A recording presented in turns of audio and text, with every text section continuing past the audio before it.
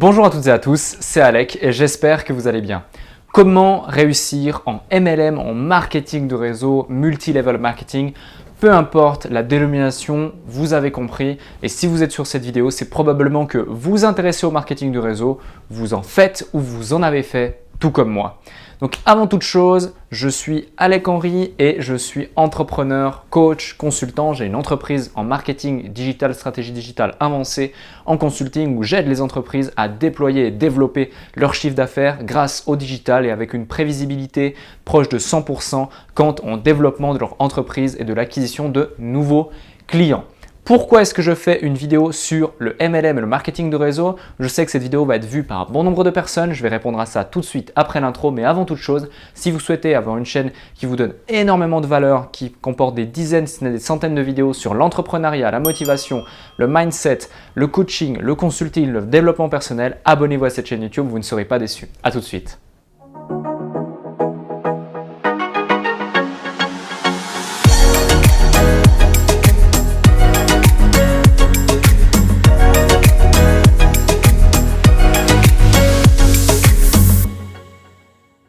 Alors, premier élément, qui suis-je pour vous parler de marketing de réseau?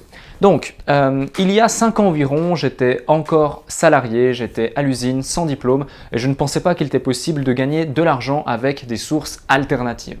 En 2013, donc un petit peu plus de 5 ans, en réalité, je découvre donc le marketing de réseau suite au décès de mon papa et du coup j'ai un déclic par rapport à cela. Je me dis qu'on ne peut pas continuer à perdre son temps, je cherche des solutions alternatives, je tombe sur le marketing de réseau, je suis un ancien timide, introverti, je me suis mis au développement personnel grâce à cela, j'ai compris le marketing, j'ai compris la vente, j'ai pris confiance en moi alors que j'étais incapable de faire un exposé devant 10 personnes. Aujourd'hui je suis en mesure de parler devant des centaines si ce n'est des milliers de personnes lors de conférences de type entrepreneuriat ou de type motivationnel et c'est extrêmement important à mon sens déjà de vous poser le cadre et poser le contexte. C'est grâce au marketing de réseau que j'ai pu me développer, avoir envie également d'entreprendre, de créer une entreprise, mais pour des raisons qui me sont propres, qui sont plus d'ordre personnel, j'ai choisi d'arrêter le marketing de réseau en décembre 2015 parce que tout simplement je n'étais plus aligné forcément avec cette activité et surtout j'avais envie de moi-même créer ma propre entreprise. Quoi qu'il en soit, j'ai toujours resté relativement proche de cette industrie qui m'a quand même propulsé, qui m'a levé et qui m'a permis d'ouvrir les yeux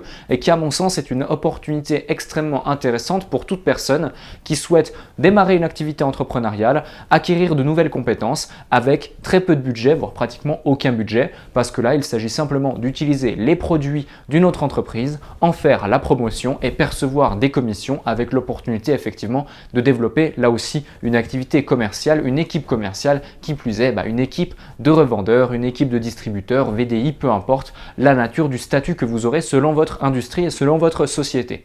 En parallèle de ça, effectivement, je suis resté connecté donc à cette industrie, j'ai vu son évolution, j'ai vu les différentes opportunités, mais surtout, je suis en contact avec certains des leaders du marché francophone de certaines entreprises qui, eux, ont plusieurs dizaines de milliers de clients dans leur réseau, dans leur équipe et génèrent plusieurs millions d'euros de chiffre d'affaires pour leur entreprise d'un point de vue global à travers toute leur équipe, bien évidemment, et aussi sont rémunérés plusieurs centaines de milliers d'euros pour certains par mois, voire même par année pour d'autres, qui restent à mon sens quand même de très belles rémunérations. Aujourd'hui, me concernant, je ne suis vraiment pas à plaindre. Je génère plus de 6 chiffres par mois avec mon entreprise. C'est pour cette raison que j'ai pris la décision de vous faire également cette vidéo parce que je me considère en toute humilité un tant soit peu légitime pour vous donner quelques petits conseils qui pourraient vous aider pour réussir dans cette industrie. Donc avant toute chose, mettez un petit like sur cette vidéo si pour vous c'est OK et surtout partagez cette vidéo après l'avoir regardée à toute votre équipe de marketing de réseau et à toutes les personnes qui, à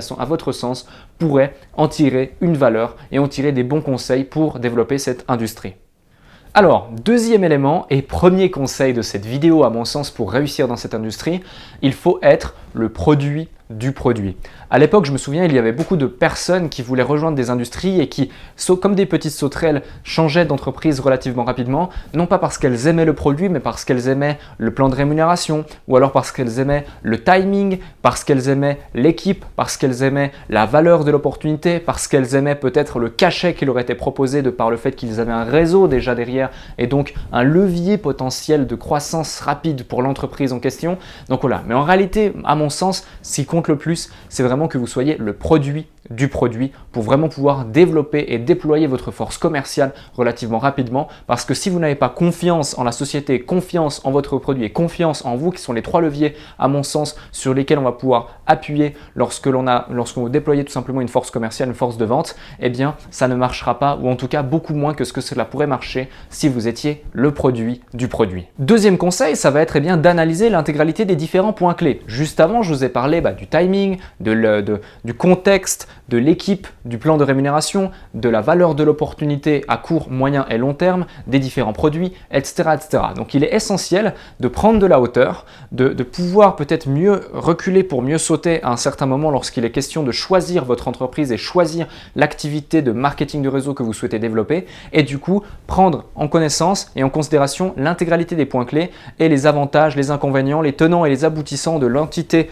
globale pour avancer de la bonne façon qui soit, dans les bons délais, dans la bonne mesure, avec les bonnes personnes là aussi. Donc très important à prendre en considération, analyser les différentes données qui sont à votre disposition. Vous pouvez même, pourquoi pas, tester. Donc tester d'abord en commandant les produits, en essayant les produits, etc. plutôt que de foncer tête baissée et puis de se dire « Waouh, c'est génial, il faut absolument que j'ai le timing, si j'attends ne serait-ce qu'une heure de plus, c'est terminé. » Non, soyez rationnel, soyez réfléchi et on en parlera à la suite de la vidéo également. Bien évidemment, troisième conseil, dans cette suite, je dirais, de différentes réflexions qu'il va falloir avoir, c'est toute cette notion réellement de dissocier le vrai du faux. C'est-à-dire que le marketing de réseau, faut pas se leurrer, c'est beaucoup de m'as-tu vu. À l'époque, j'ai dépensé beaucoup d'argent bêtement pour rien, alors qu'aujourd'hui, lorsque je souhaite m'acheter une belle montre ou alors un bel endroit, une belle voiture ou quelque chose comme ça, c'est différent parce que j'ai beaucoup plus cette notion et cette intelligence financière que je l'avais avant. On vous dit notamment dans le marketing de réseau de lire des livres tels que Père riche, Père pauvre et d'autres, le cadran du cash flow et tout ce qui s'ensuit, mais souvent on a de la peine à l'appliquer parce qu'on est perpétuellement un petit peu impacté par cette énergie, si j'ose dire, et cette génération du m'as-tu vu, cette génération de on va faire croire qu'on va avoir une vie géniale, qu'on a énormément de succès actuel pour tout simplement essayer de récupérer les gens qui sont un petit peu avares de tout ça ou qui sont un petit peu, je dirais, intéressés par tout ça dans notre réseau, dans notre équipe. Mais c'est pas comme ça que ça fonctionne, réellement. Quelqu'un de sérieux ne viendra pas parce que vous avez une jolie Rolex. Il viendra tout simplement parce que réellement, il aime le produit, il aime la société, il aime le plan de rémunération, il aime l'opportunité en elle-même, il se ressent là-dedans, il est aligné avec tout ça et c'est comme ça que vous aurez, à mon sens, vraiment des membres de votre équipe qui seront vraiment impactés par rapport à cela. Pas parce que vous avez un truc qui brille ou un bien matériel X ou Y. Très important à prendre en compte.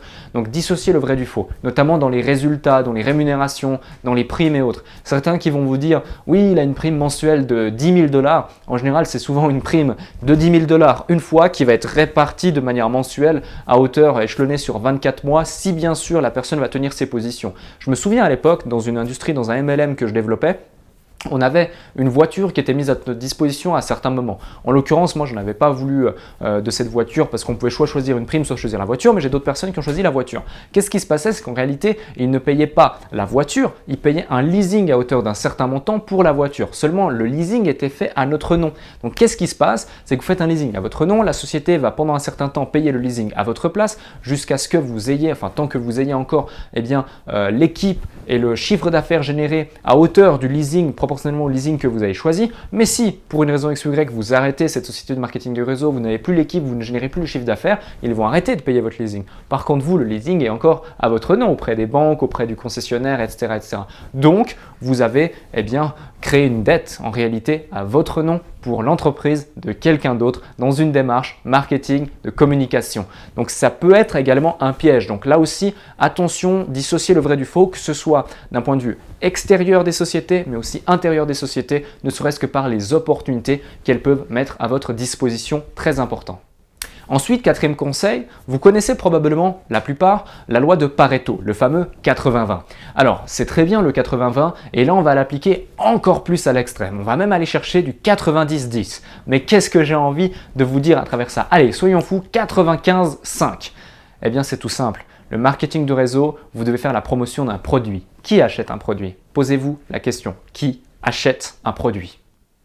C'est un client. C'est un client et non un distributeur, non un ambassadeur, non un marketeur, non un businessman. Donc le but ici, ça va être d'avoir 95 voire 90% de volume dans votre système, dans votre réseau qui va être généré uniquement par des clients et seulement 5 à 10% qui va être généré donc par des ambassadeurs, des distributeurs, des membres de votre équipe qui seront là actifs en train de développer votre industrie avec vous, l'équipe avec vous. Et c'est là que justement, que vous soyez sur un système dit en unilevel ou alors à 2 branches, je ne sais plus exactement les termes. Bref, j'ai pas envie d'utiliser le terme pyramide parce que ça va attiser la curiosité des gens dans les commentaires alors qu'il ne s'agit en aucun cas d'un système pyramidal. On parle bien ici de marketing de réseau, de sociétés mandatées, reconnues, qui sont enregistrés également par exemple à la FVD pour la Fédération de vente directe en France, etc. Bien évidemment avec des choses qui sont homologuées et tout ce qui s'ensuit. Qu'on soit bien d'accord, pour tous celles et ceux qui me diront « Oui, mais tu as sûrement fait un truc de pyramide, etc. » J'ai déjà été pris dans les méandres d'un système de Ponzi à l'époque. Bien évidemment, comme beaucoup, malheureusement, j'étais victime de cela. Mais j'ai aussi bien sûr développé des marketing de réseau. Et aujourd'hui, les gens que je côtoie développent bien sûr des marketing de réseau en bonne et due forme. Donc très important, 90-10. Sinon, effectivement, s'il n'y a que des distributeurs, malheureusement, ça crée ce quiproquo et ça peut même, au-delà de le créer, vraiment le devenir. Quand bien même les instigateurs du projet, les fondateurs de la société n'en avaient pas la volonté, des fois par force, par simple mathématiques et équations, ça le fait. Donc c'est hyper important vraiment de faire la part des choses et de dissocier tout ça et de vraiment vous focaliser sur le développement d'un système basé essentiellement sur le recrutement de nouveaux clients et non pas de nouveaux ambassadeurs. Point numéro 5, pour choisir un bon marketing de réseau et donc réussir, il faut identifier où se trouve la création de la valeur. Est-ce que c'est justement dans le recrutement de nouveaux ambassadeurs ou est-ce que c'est dans la vente des produits? En général, un bon marketing de réseau, bien évidemment, c'est dans la vente des produits. Pour que les produits se vendent, il faut qu'ils aient de la valeur. La valeur, c'est par le fait qu'ils soient de bonne qualité. Beaucoup de gens, et ça c'est une aberration à mon sens, vont vous dire oui, les produits sont un petit peu plus chers parce que c'est très bonne qualité, mais non, en réalité les produits sont un petit peu plus chers parce qu'il faut tout simplement effectivement un petit peu plus de ressources pour les développer, mais aussi un système de marketing de réseau. Moi-même, ayant fait du consulting actif pour une société de marketing de réseau qui a été d'abord une société standard traditionnelle qui avait envie d'implémenter ce modèle de rémunération et ce modèle marketing dans son entité. Donc j'ai dû créer le plan de rémunération avec différentes personnes, différentes parties. J'ai également dû mettre en place l'équipe, mettre en place la trame de communication et la stratégie de marketing. Donc je connais les chiffres, j'ai vu l'envers du décor d'une société de marketing de réseau, j'en ai aussi développé. Donc en réalité, c'est cher parce qu'effectivement, il y aura aussi une grande partie du chiffre d'affaires global qui devra être délivré au réseau lui-même, mais c'est pour un avantage et pour différents bénéfices. Ne vous inquiétez pas, les patrons de ces sociétés ne sont pas à plaindre, bien au contraire pour la plupart. Et du coup, voilà. Mais c'est vrai qu'en général, les sociétés de marketing de réseau n'ont pas forcément les meilleurs produits du monde. En revanche, ils sont quand même relativement intelligents parce qu'ils arrivent à avoir des produits qui sont de part et d'autre quand même relativement qualitatifs, de par certains labels notamment et de par certaines exclusivités. Bien évidemment, ils vont faire de ces exclusivités une force, un axe marketing très mis en avant et du coup communiquer dessus qui vont faire comme si ils étaient les seuls à vendre ce type de prestations, ce type de produit, que c'est génial, que tout le monde devrait acheter ce type de produit et que si on ne l'achète pas, ce sera vraiment très problématique et c'est la solution à tous nos problèmes. C'est normal, c'est du marketing, c'est de la communication, c'est de la vente et moi-même, je ferais exactement la même chose si je devais développer un marketing du réseau. Qui plus est, si en plus je serais le patron de cette entité, j'encouragerais tous les membres de mon réseau à faire de même. Donc 6e et 7e conseil, les 2 derniers conseils de cette vidéo, ça va être de mettre en place un système vraiment duplicable. Identifier les tenants aboutissants d'un réel process qui fonctionne, qui est efficace pour l'acquisition de clients, l'acquisition de nouveaux ambassadeurs à travers peut-être des clients satisfaits qui veulent tirer une valeur ajoutée et un revenu complémentaire de cette activité. N'allez pas vendre l'opportunité comme si on allait transformer sa vie, transformer son salaire, devenir millionnaire ou que sais-je encore. Ça, à mon sens, c'est une mauvaise stratégie. En revanche, prendre des clients déjà acquis, déjà satisfaits, des produits qui sont là depuis un certain temps, qui les connaissent, qui les utilisent au quotidien, qui les aiment réellement et qui sont du coup le produit du produit, souvenez-vous du premier conseil, là, leur dire tout simplement qu'ils peuvent, s'ils le souhaitent, avoir ces produits gratuitement grâce aux gains qu'ils pourraient faire en les recommandant simplement autour d'eux ou alors tout simplement avoir un complément de revenus. Imaginez, pour le Français modeste qui gagne par exemple un SMIC ou 1500 euros ou même 2000 euros par mois, qui aura envie de partir en vacances avec ses proches ou tout simplement faire un cadeau à ses proches à la fin de l'année, etc., ou s'offrir une nouvelle voiture, peu importe, eh bien, qui souhaite avoir un complément de revenu, même ne serait-ce que de quelques dizaines d'euros par mois supplémentaires ou quelques centaines d'euros par mois ou par an supplémentaires ou même un millier d'euros par mois derrière, ou même une personne qui serait retraitée, un étudiant qui se lance dans la vie active, ça pourrait aider beaucoup de personnes sans forcément promettre monts et merveilles. Donc très important, une fois que tout ça est bien identifié, vous allez pouvoir créer un système duplicable qui fonctionne sur la base du recrutement client, ensuite de la qualification de ses clients, de la transformation de ses clients en nouvel ambassadeur, en nouveau distributeur, ou alors bien sûr pour ceux qui ne le souhaitent pas, eh bien à la fidélisation de ces nouveaux clients, parce que c'est comme ça, ce sont grâce aux clients fidèles qu'on va pouvoir vraiment créer un gros système, parce qu'il est en général 7 fois plus simple de fidéliser un client déjà acquis que d'aller en chercher de nouveaux constamment à mettre dans la machine. Donc c'est très important de mettre en place ça et de le comprendre. Ensuite, une fois que votre système duplicable est en place, créez des process de formation qui vont faire que vous allez pouvoir automatiser ou déléguer un maximum de vos actions et du coup ne plus être sur le terrain et uniquement coacher, motiver certaines personnes qui sont en haut et du coup en dessous, en bas, les gens qui vont driver, etc. En fait, faire du management comme si vous aviez une entreprise. Et là, j'en viens au 7e et dernier conseil de cette vidéo. Comportez-vous comme un entrepreneur. Lorsque vous vous lancez dans le marketing de réseau, vous avez une opportunité dingue. Vous allez pouvoir créer une entreprise avec quelques dizaines ou quelques centaines d'euros seulement. Et du coup, par rapport à cela, soit vous êtes plus en mode short, tongue, je vais profiter du bon temps et je vais attendre que les choses se passent et que ça tombe du ciel, ou soit vous êtes en mode j'ai le feu, j'ai faim, j'ai envie de développer cette entreprise et je vais faire en sorte que cela fonctionne pour me créer plus qu'un complément de revenu, mais un réel revenu, voire même au-delà et du coup avoir certains résultats. Alors attention, ça n'existe pas les miracles, le travail n'est pas simple, ce n'est pas facile, ça ne va pas être fait sans effort, il faudra se remettre en question, il faudra se former, il faudra se poser les bonnes questions, il y aura aussi certaines personnes que vous allez recruter qui seront des désillusions pour vous, c'est normal, bien évidemment, il y a partout des types de déconvenus, il y a partout des avantages, il y a partout des inconvénients. Ce sera à vous d'avoir la force de vous remettre en question, de faire preuve de persévérance, de discipline, de patience, de rigueur.